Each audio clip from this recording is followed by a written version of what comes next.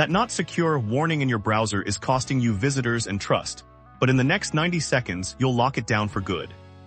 First, log into your GoDaddy account and navigate to your product page. Look for the section labeled My Products to see all your active domains and subscriptions. Find your hosting plan linked to the domain you want to secure and click the Manage button. This opens your hosting control panel.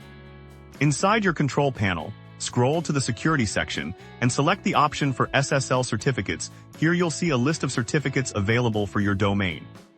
If you've already purchased a certificate, it will appear here. Select your certificate from the drop-down menu. If you haven't bought one yet, you'll need to complete the purchase first. Once selected, click the Install or Add button. The system will now automatically apply the certificate to your domain, which can take a few minutes. Wait for the status to change to installed or active. Do not close the page during this process. Once complete, you'll see a success message confirming the installation.